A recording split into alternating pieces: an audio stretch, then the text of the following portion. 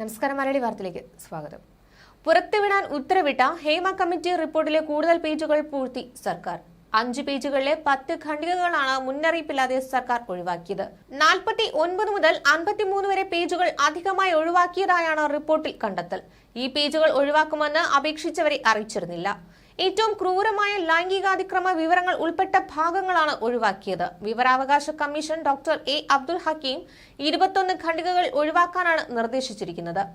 എന്നാൽ സർക്കാർ ആകെ 129 ഖണ്ഡികകളാണ് വെട്ടിമാറ്റിയത്. വിവരാവകാശ കമ്മീഷൻ പുറത്തുവിടാൻ ആവശ്യപ്പെട്ട വിവരങ്ങളും വെട്ടിമാറ്റിയിട്ടുണ്ട്. ഗുരുതര വീഴ്ചയാണ് സർക്കാരിൽ നിന്ന് ഉണ്ടായിരിക്കുന്നത്.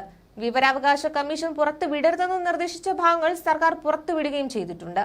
48-ാം പേജിലെ 96-ാം ഖണ്ഡിക പുറത്തുവിടരുതെന്ന് കമ്മീഷൻ നിർദ്ദേശിച്ചിരുന്നു. എന്നാൽ ഈ ഭാഗം പുറത്തുവിട്ട റിപ്പോർട്ടിൽ ഉൾപ്പെട്ടിട്ടുണ്ട്. ഈ പേജിൽ സ്വകാര്യതയിലേക്ക് വിരൽ ചൂണ്ടുന്ന വിവരങ്ങളുമില്ല. നിർണായക ഇടപെടൽ ഹൈക്കോടതി നടത്തിയതോടെ വില്ലന്മാരുടെ വിഷയത്തിൽ ഇരട്ടത്താപ്പ് കളികളുമായി അരങ്ങു നിറഞ്ഞു നിൽക്കുന്നവരുടെ നെഞ്ചൊന്ന് ആളിക്കത്തിയിരിക്കുകയാണ്. ചതി, വഞ്ചന, ഒറ്റിക്കൊടുക്കൽ, ഇതിനൊക്കെ മാപ്പില്ലെന്നാണ് വെള്ളിത്തിരയിലെ മാസ് ഹീറോയും മാസ് ആകാൻ ശ്രമിക്കുന്ന ഹീറോയിനുമൊക്കെ പറയുന്നത്. കൂട്ടിക്കൊടുപ്പാണെങ്കിൽ മ്ലേച്ഛമാണ്. പക്ഷെ ഇതൊക്കെ തന്നെയാണ് ക്യാമറയ്ക്ക് പിന്നിൽ നടക്കുന്നത്. ചിലരുടെയൊക്കെ മുഖമൂടികൾ അഴിച്ചെടുത്തെറിയാൻ ഹേമ കമ്മിറ്റി റിപ്പോർട്ടിന് കഴിഞ്ഞു.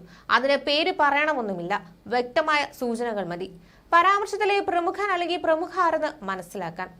അതിനിടെ സിനിമാ മേഖലയിലെ ചൂഷണങ്ങളെ അടിവരയിട്ട് പറഞ്ഞ് നിരവധി ചിത്രങ്ങളെ വേഷമിട്ട ജുവിത രംഗത്തെത്തിയിരുന്നു. ഒരു മാധ്യമത്തോടാണ് വിവാദമായ വെളിപ്പെടുത്തൽ നടത്തിയത്. താൻ സ്ക്രിപ്റ്റുകൾ എഴുതി സൂക്ഷിക്കാറുണ്ട്. മമ്മൂട്ടിയുടെ സിസ്റ്ററിന്റെ മകന്റെ ഒരു മൂവി 2018 നടക്കുമ്പോൾ അതിൽ ബിജുക്കൂട്ടൻ ചേട്ടന്റെ കൂടെ ഭാര്യയായി പൊന്നുവെന്ന വേഷം ചെയ്തിരുന്നു. തന്റെ സ്ക്രിപ്റ്റ് കണ്ട അസോസിയേറ്റ് ഇത് സിനിമയാക്കാമെന്ന് തന്നോട് പറഞ്ഞിരുന്നു. എന്നാൽ അത് സിനിമയാക്കണമെങ്കിൽ ആവശ്യപ്പെട്ടത് തന്റെ ശരീരവും. അപ്പോൾ തന്നെ നോ പറഞ്ഞു. പിന്നീട് അമ്മ സംഘടനയിലെ സെക്രട്ടറി ആയിരുന്ന ഇടവേള ബാബു അഡ്ജസ്റ്റ്മെന്റ് ഉണ്ടെങ്കിൽ അമ്മയിൽ കയറാം, 1.5 ലക്ഷം രൂപയൊന്നും വേണ്ട, അല്ലെങ്കിൽ കാശ് കൊടുത്ത് കയറേണ്ടി വരുമെന്ന് പറഞ്ഞു. 2018 ഇതുമായി ബന്ധപ്പെട്ട് വാക്ക് തർക്കമുണ്ടായി.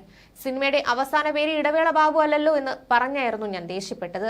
കാറ്റും മഴയും സിനിമയുടെ ഡയറക്ടർ ഹരിഹരൻ സാർ തനിക്ക് നല്ലൊരു വേഷം സിനിമയിൽ തന്നിരുന്നു. അതിന്റെ ഷൂട്ടിനിടെ 2-3 ദിവസം കഴിഞ്ഞ് തന്നെ ഫോൺ ചെയ്തു. മഹാറാണിയുടെ ഓപ്പോസിറ്റുള്ള ലോഡ്ജിലേക്ക് എത്താനായിരുന്നു ആവശ്യപ്പെട്ടത്. ആർക്കായാലും മനസ്സിലാകും ലോഡ്ജിലേക്ക് വരാൻ ആവശ്യപ്പെടുന്നത് എന്തിനാണെന്ന്. നീ വന്നില്ലെങ്കിൽ നിന്റെ സീൻ കട്ട് ചെയ്യുമെന്ന് ഭീഷണിപ്പെടുത്തി. താൻ ഒരുപാട് ആഗ്രഹിച്ചു കിട്ടിയ വേഷമായിരുന്നു. നിന്ന നിൽപ്പിൽ ഭൂമിക്കടിയിലേക്ക് പോകും പോലെ തോന്നിപ്പോയി. നാട്ടറിവ് സിനിമയിൽ ഷാജു കുടിയാന്റെ കൂടെ വേഷം ചെയ്തിരുന്നു. പുള്ളിക്കാരനും നല്ലതല്ലാത്ത രീതിയിൽ സംസാരിച്ചു. തന്റെ ഒരു സ്ക്രിപ്റ്റിൽ മാമുക്കോയെയും ഉണ്ട്. പക്ഷേ മാമുക്കോയെയും ഒരു മകളോട് പറയാൻ കഴിയുന്ന കാര്യമല്ല തന്നോട് പറഞ്ഞത്. അവിടെ വെച്ച് അത് സ്റ്റോപ്പ് ചെയ്തു. പിന്നീട് സുതീഷ്, അവർക്ക് ഞാൻ അവരുടെ കൂടെ ടൂർ പോകും പോലെ വണ്ടിയിൽ കയറി പോകണം. ഞാൻ കോൾ ചെയ്തിട്ടുണ്ട്, എന്നെ ഇങ്ങോട്ടും കോൾ ചെയ്തിട്ടുണ്ട്. നമ്മൾ കുട്ടിക്കാലം മുതൽ സിനിമ കാണുമ്പോൾ ഒരു ആരാധന മനസ്സിൽ ഉള്ളത് കൊണ്ടാണ് സംസാരിക്കുന്നത്. തെറ്റായ രീതിയിൽ വരുമ്പോൾ നമ്മൾ അവിടെ നിർത്തുവാണ്.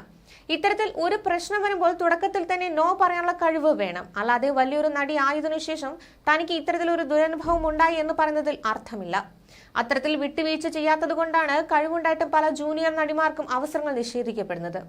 എത്ര പേർ ഇതുപോലെ പറയാൻ ധൈര്യപ്പെടുന്നുണ്ട്. അതുകൊണ്ടാണ് എന്നെ പോലെയുള്ളവർ, ആർട്ടിസ്റ്റുകൾ ഇതുവരെ ഒരു സിനിമയിൽ പോലും മര്യാദയ്ക്ക് വരാൻ പറ്റാത്തത്. കാരണം എന്താ, താൻ ഒരു പെൺകുട്ടിയായിപ്പോയി. വളരെ ആഗ്രഹത്തോടെയാണ് താൻ സിനിമാ മേഖലയിലേക്ക് വന്നത്. പക്ഷേ മോശം അനുഭവങ്ങൾ നേരിട്ടതോടെ മുന്നോട്ട് പോകാൻ കഴിയാതെ ഇപ്പോൾ കോഴിക്കോട് പായസം വിറ്റാണ് ഉപജീവനം നടത്തുന്നത്.